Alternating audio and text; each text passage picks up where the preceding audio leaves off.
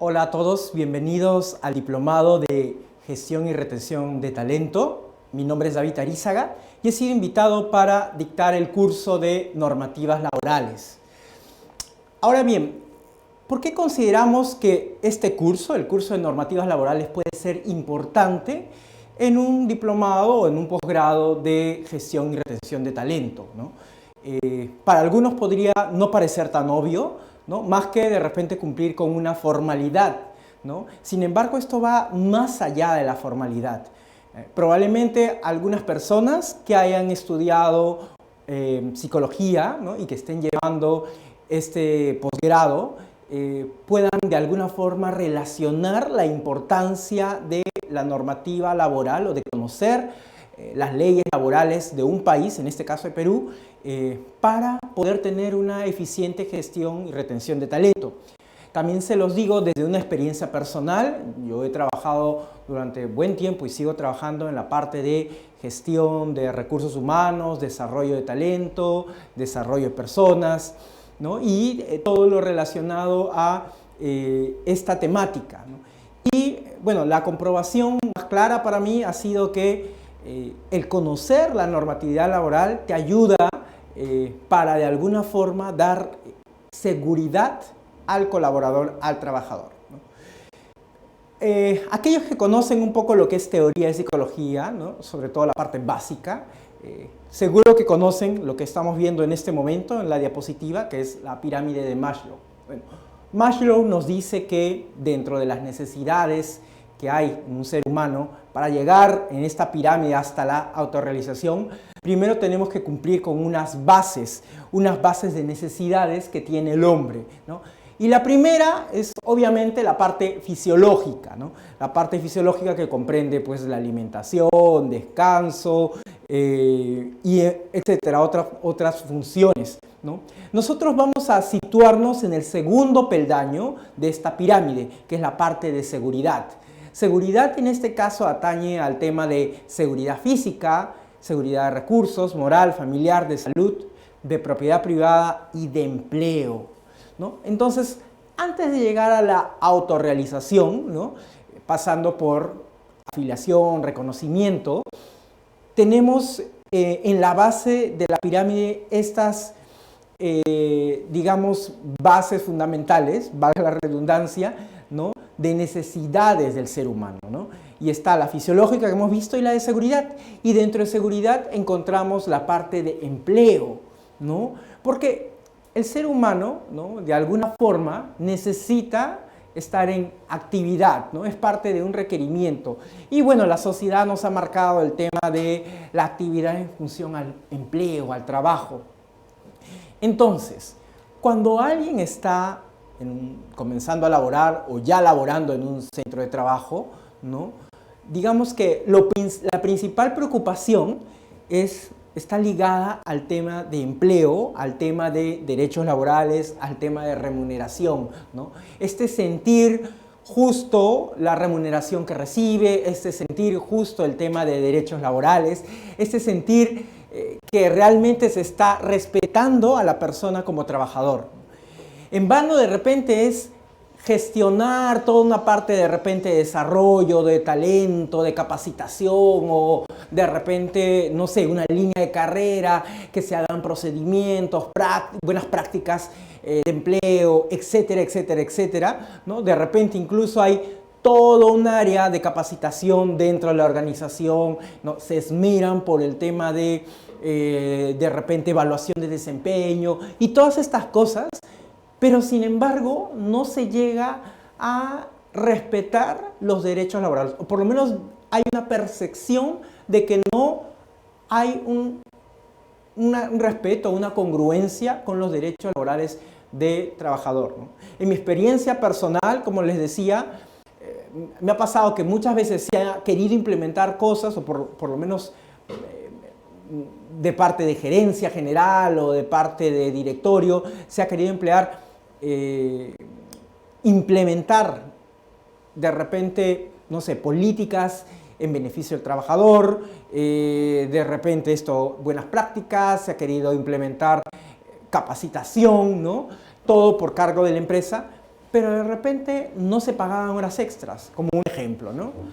O de repente lo que se hacía era, se tenía mucha gente, una parte importante de la gente, no dentro de planilla, sino se tenía de repente por recibos honorarios o de repente trabajando en una modalidad que no correspondía, de repente eran trabajadores, pero estaban o sea, prácticamente trabajando toda una jornada completa, pero estaban realizando prácticas o N situaciones que de alguna forma es percibida por el colaborador, por el trabajador, como situaciones que no son positivas dentro de la organización.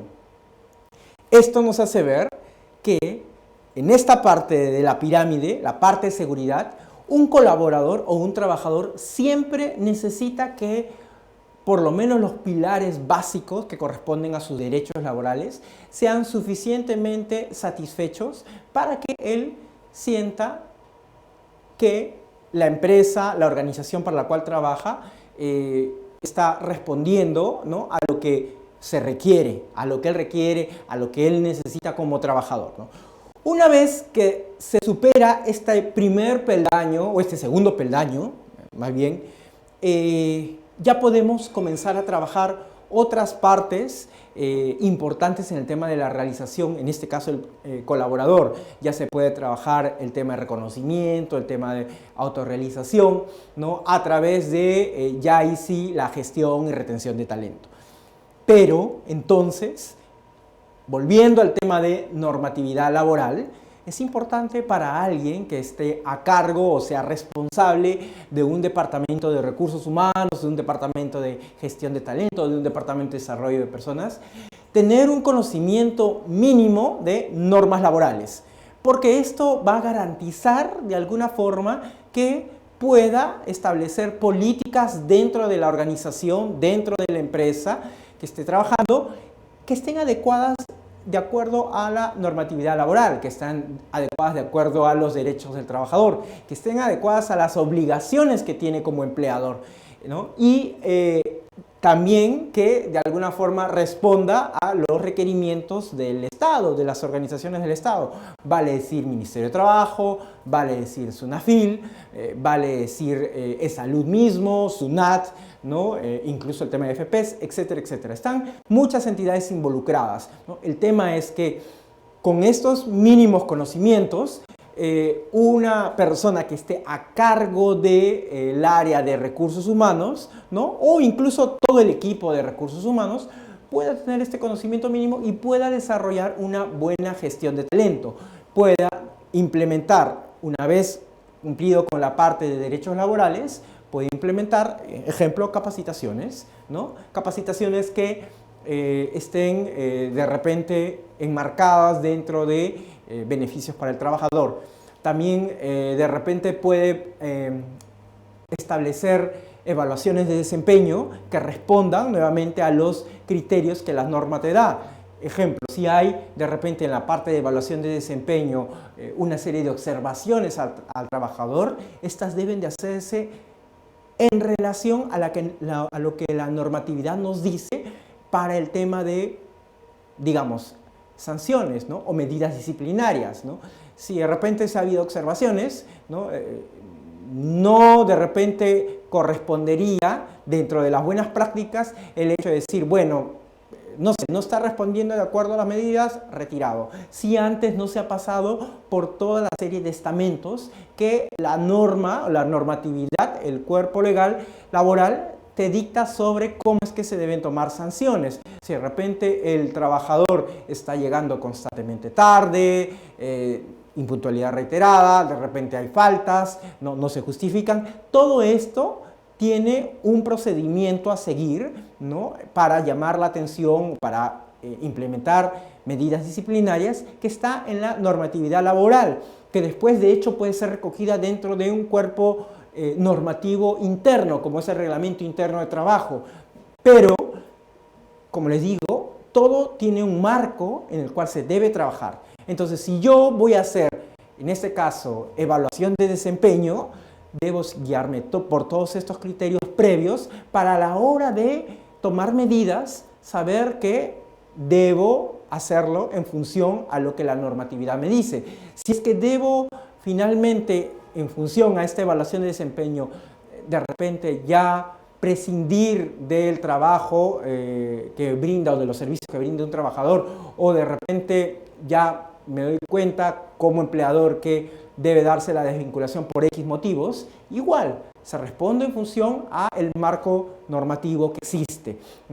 Igual de repente, tocando otro tema y en el cual es necesario esta parte de seguridad, y vamos a usar incluso este término de seguridad, porque también una persona, un responsable, ¿no?, o alguien que trabaja en el área de recursos humanos, en la actualidad, bajo los nuevos criterios que están teniendo los inspectores y el Ministerio de Trabajo y SUNAFIL, la parte de seguridad y salud ocupacional está siendo muy importante, ¿no?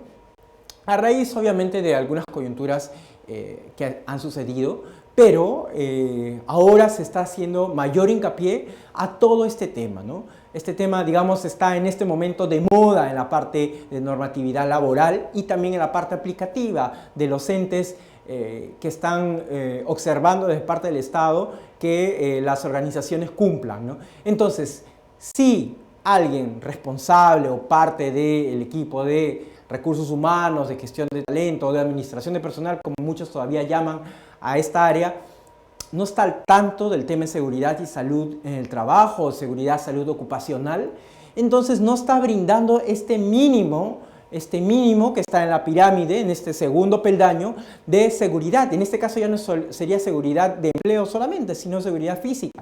Para los que conocen un poco el tema de seguridad y salud ocupacional, saben que no solo se trata de un tema de eventuales riesgos, un poco de ver todo el tema de infraestructura, ¿no?, de seguridad, ¿no?, sino incluso toca el tema ergonómico, ¿no?, el tema de comodidad en el trabajo, el tema de eventuales lesiones que puedan suceder a raíz de las actividades que uno está realizando. Entonces vemos y estamos comenzando a tener una perspectiva bastante más amplia del tema de normativas laborales dentro de lo que viene a ser la gestión y retención de talento, ¿no?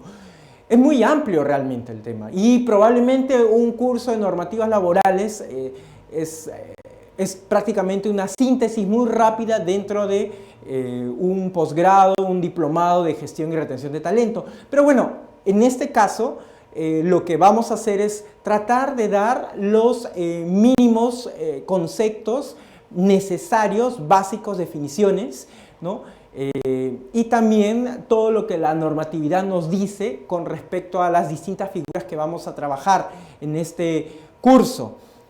Y sobre todo, eso va a ser como un mínimo, mucha de la información lo van a poder encontrar ustedes en internet, ¿no?, o en una bibliografía que también se les va a otorgar, pero sobre todo se va a trabajar la parte práctica. Es más, la parte práctica se va a trabajar en paralelo con la parte teórica. ¿Cómo así? Se va a dar conceptos muy rápidos y generales, se va de repente citar en algunos casos la normatividad más básica y esencial, ¿ya? Y inmediatamente se va a poner ejemplos, ¿no?, casos prácticos reales y de repente incluso eventuales preguntas frecuentes, ¿no?, eventuales preguntas que a uno le surgen. La normatividad laboral en ese aspecto es bastante rica porque te comienza a generar una serie de preguntas de situaciones que se pueden dar, ¿no? Y esto hace que de repente podamos desarrollar aún más el curso de una manera práctica, que podamos decir, ok, yo sé qué es lo que se tiene que hacer en tal y tal situación, ¿no? De repente uno no conoce la normatividad exacta, no, es decir, en el artículo tanto del decreto legislativo tanto, dice tanto, ¿no?, dice cómo es que debo proceder a no. De repente no se llega a ese nivel porque, bueno, ese nivel es más para aquellos que estudian Derecho.